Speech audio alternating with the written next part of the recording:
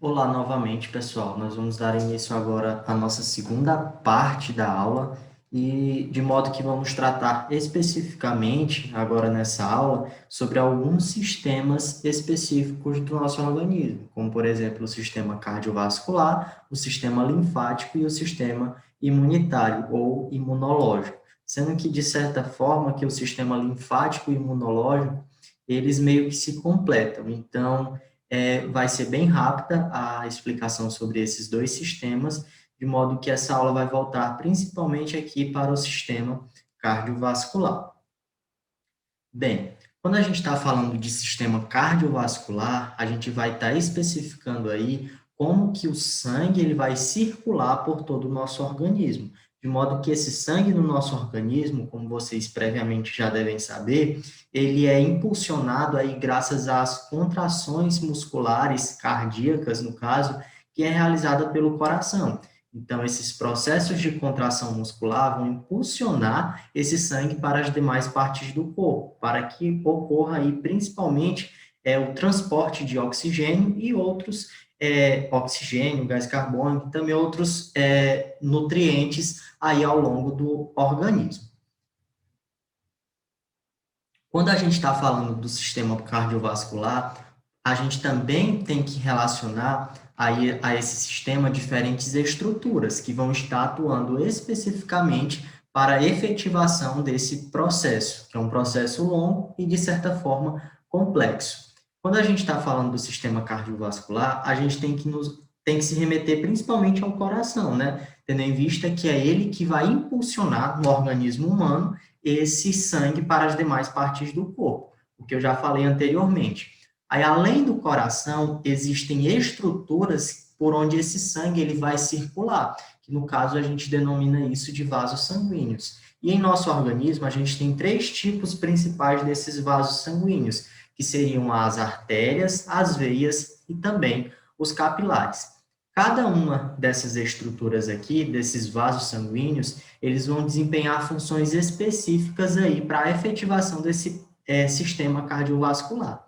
Anteriormente, a gente dizia que as artérias, elas levavam exclusivamente o sangue arterial e as veias exclusivamente o sangue venoso. Só que essa classificação, atualmente, ela não é mais tão utilizada, tendo em vista que esse sangue ele não é exclusivo dessas respectivas estruturas. Hoje, a gente classifica esses vasos sanguíneos da seguinte forma: as artérias como sendo aqueles vasos que vão levar o sangue do coração para as demais partes do corpo. Então, o sangue ele vai sair do coração e vai entrar diretamente na artéria, de modo que após isso ele seja impulsionado para as demais partes do corpo, para que ocorra aí o transporte desse oxigênio ou nutrientes. As veias, por outro lado, elas serão aquelas que vão trazer o sangue dessas outras partes do corpo para o coração.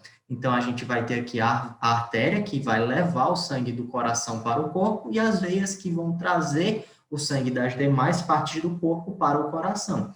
Já os capilares, pessoal, eles também estarão atuando aí nesse processo de transporte dessa circulação, né, do sangue, na verdade, só que mais especificamente os capilares, eles vão estar atuando aí na realização de trocas entre o sangue e os tecidos, principalmente as trocas gasosas, seja aí a troca de gás carbônico com o oxigênio, que acontece principalmente pelo processo de difusão.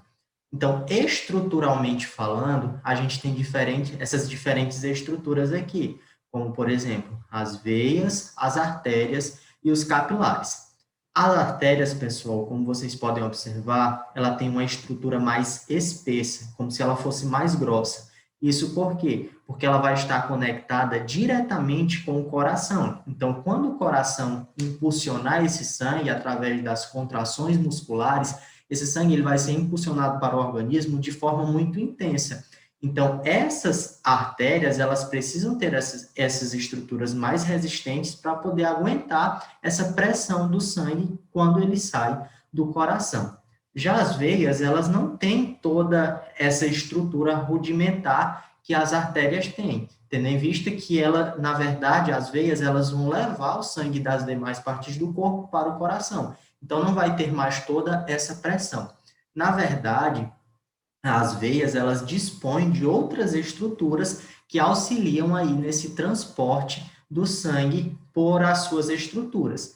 Isso por quê? Porque a efetivação do bombeamento do coração não vai estar mais tão significativa, tendo em vista que esse sangue ele já circulou pelo corpo todo, vamos dizer assim. Vamos pensar, por exemplo, que o sangue que foi levado lá para os nossos membros inferiores, como, por exemplo, os nossos pés, ele precisa voltar para o coração. Então, aí ele tem que seguir contra a gravidade. E não tem mais o coração lá nos nossos pés para impulsionar esse sangue para cima, né? Então, o que, que vai acontecer? Vão existir válvulas que vão impedir que esse sangue retorne. Então, aí, através das contrações musculares, mais especificamente dos músculos esqueléticos, esse sangue ele vai ser impulsionado. E aí vai haver também a presença dessas válvulas aqui para impedir que esse sangue retorne. Então, é basicamente dessa forma que acontece. Já em relação aos capilares, como eu falei anteriormente, eles são mais simples e ainda mais finos, vamos dizer assim, que as veias. Isso para quê? Para que o processo de trocas gasosas, principalmente que aconteça entre eles e os tecidos, aconteça de forma mais efetiva, tendo em vista que isso acontece através de difusão. E aí aqui, pessoal, a gente tem especificamente o processo de contração muscular. E aí eu vou especificar para vocês como que o sangue chega ao coração e como que ele sai. O coração humano, no caso, ele é dividido em 4 compartimentos distintos que a gente tem aqui. O átrio direito, o átrio esquerdo, o ventrículo direito e o ventrículo esquerdo. Vocês precisam entender que a contração muscular ela acontece aqui especificamente graças aos músculos que estão dispostos aqui nos ventrículos, como vocês podem perceber. Aqui ocorre a contração muscular e, consequentemente, o sangue é impulsionado para as demais partes do corpo. Então, o que foi que eu falei lá anteriormente para vocês? Que as artérias, elas serão aquelas estruturas que levarão o sangue do coração para o corpo. Já as veias não.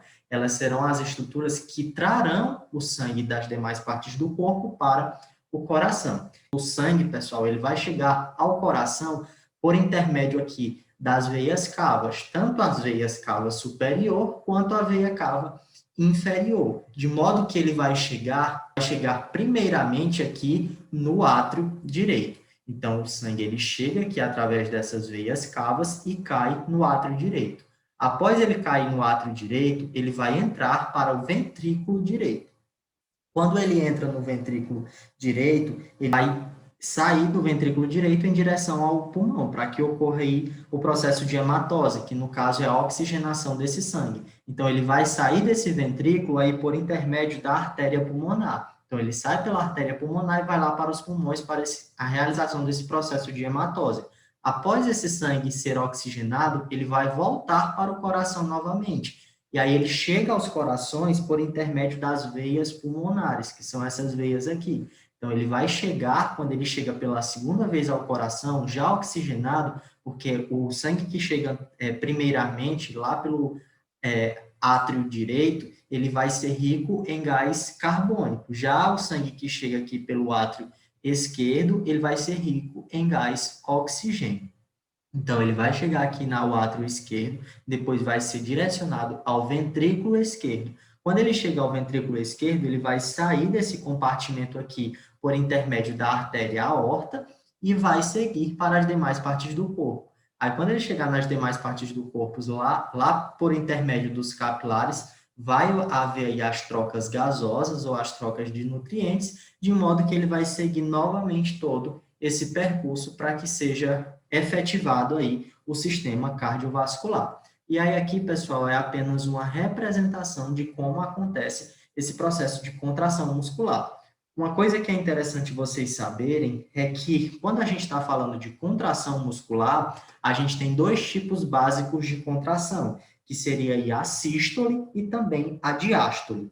Na sístole, pessoal, vai estar acontecendo especificamente a contração desse coração, a contração desse músculo, na verdade. Então, quando esse músculo se contrai, a gente diz que aconteceu a sístole. Já quando esse músculo relaxa, a gente diz que aconteceu a diástole. Outra curiosidade interessante que vocês podem querer saber, na verdade, é que o coração humano, ele bate aí 72 vezes por minuto, ou seja, a cada minuto esse coração ele vai bater 72 vezes, sendo que essa variação, essa média, ela pode ser alterada, tendo em vista que o coração ele está relacionado aí muito precisamente ao nosso sistema nervoso. Então, se através aí de um acontecimento muito específico ou pressão que a determinada pessoa vai sofrer, esses batimentos eles tendem a aumentar e se intensificar ainda mais. Então, pessoal, aí agora a gente entra de fato no sistema linfático. O sistema linfático, como eu falei para vocês anteriormente, ele meio que está atrelado aí, não de forma tão significativa, mas meio que se relaciona ao sistema imunológico. Esse sistema linfático, ele é formado principalmente aí por uma rede de capilares que vão estar percorrendo aí todo o nosso organismo, onde nesses capilares, nesses vasos, na verdade, vai estar circulando um líquido que a gente denomina de linfa. Então, de modo mais específico, esse sistema linfático ele vai ser formado aí pelos linfonodos. Esses linfonodos são esses nódulozinhos aqui, esses pontinhos verdes maiores que vocês conseguem observar.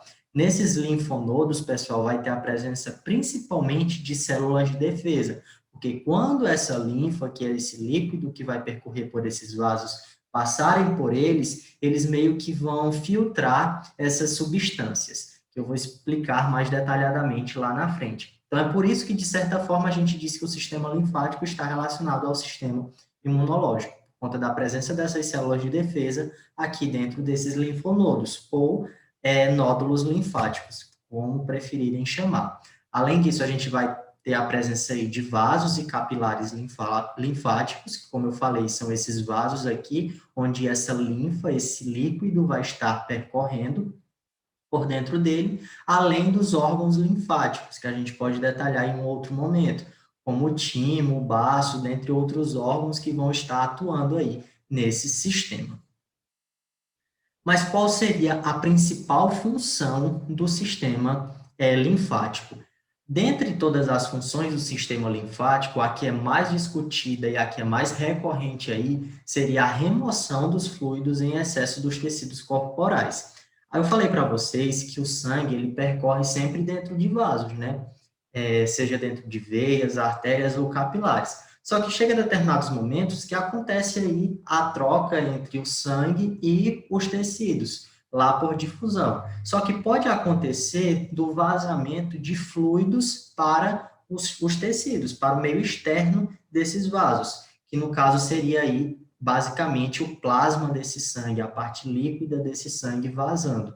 Então, esse fluido, de certa forma, parte dele é reabsorvido pelos vasos sanguíneos, só que outra parte não é absorvida. Então, é aí que entra o sistema linfático. Ele vai capturar esse fluido que está aí disponível entre as células, esse líquido que está disponível no tecido, porque ele não pode ficar solto no nosso organismo. Então, esse sistema linfático ele vai resgatar esses líquidos para devolver para o sistema cardiovascular. Além disso, ele também armazena, ele está relacionado aí ao armazenamento e amadurecimento dos leucócitos, que no caso são os glóbulos brancos, e também a absorção dos ácidos graxos e transporte subsequente de gordura para o sistema circulatório. Só que dessas três funções que eu especifiquei aqui, a principal que eu quero que vocês jamais esqueçam é esse resgate aí desses fluidos corporais.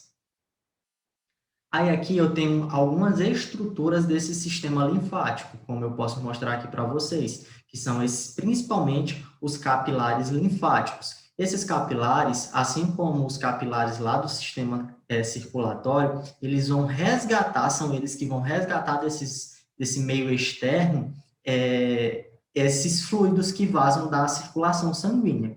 Então, esse fluido, esse plasma, na verdade, ele vai ser resgatado aqui por esses capilares, que vão ser direcionados aqui para os vasos linfáticos, que vai percorrer por todo o organismo, de modo que ele seja posteriormente devolvido para a circulação sanguínea.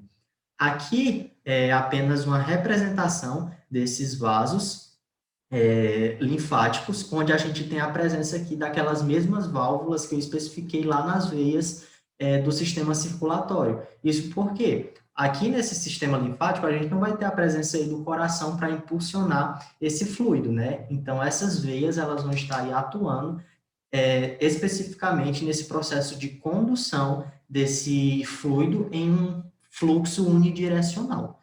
E aí, por fim, pessoal, a gente chega no sistema imunitário ou sistema imunológico. Como eu falei para vocês, lá no sistema linfático, a gente também vai ter a presença de células de defesa. Só que aqui eu vou especificar para vocês os dois tipos principais de barreiras imunológicas que a gente tem no nosso organismo. A gente tem dois tipos básicos de barreiras, na verdade, que são aí que na verdade é a imunidade inata e a imunidade adaptativa.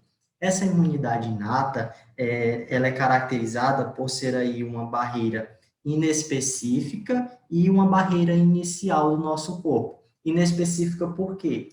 Porque, de certa forma, ela vai estar protegendo o seu organismo contra qualquer possível invasor, mas não contra um invasor específico, como, por exemplo, a nossa pele. A nossa pele é um tipo de imunidade, é um tipo de barreira, uma barreira mecânica, no caso, que vai estar impedindo aí que o nosso organismo tenha contato direto com os poluentes atmosféricos, vamos dizer assim, ou até a própria lágrima que nós temos aí nos nossos olhos quando algo entra em contato com ele. Isso, na verdade, é uma forma do nosso organismo expulsar esses corpos estranhos que estão tentando entrar no nosso organismo. Então, isso aí é uma imunidade inata, você já nasce com ela. E ela, de certa forma, ela não é específica, porque ela vai estar lhe protegendo contra tudo.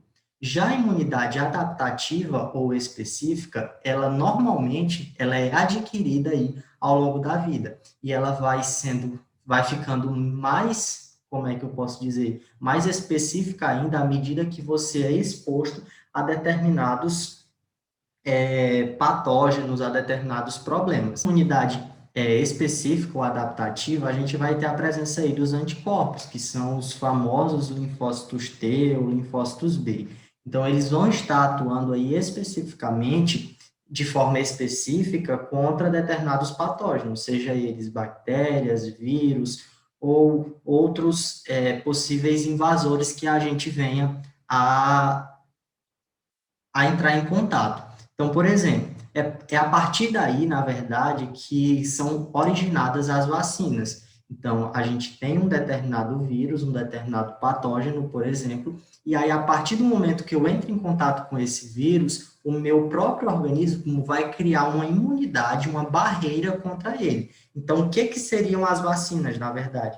As vacinas seria apenas uma forma em que o meu organismo vai entrar em contato com aquele vírus de forma atenuada. Então, aquele vírus, ele vai ser inserido no nosso organismo, só que como se ele estivesse morto, entendeu? Ele não vai causar nenhum dano aos nossos organismos. Então, dessa forma, o meu sistema imunológico vai entrar em contato com essa substância estranha e vai produzir anticorpos contra ele. E aí, como eu já tenho uma série de anticorpos contra essa barreira específica, que no caso é esse vírus, quando possivelmente eu vier a me contaminar com ele, o meu próprio sistema imunológico vai combater esses patógenos antes que eles causem danos muito significativos para o nosso organismo. Então é isso, pessoal, espero que tenham entendido, e aí na próxima aula a gente continua.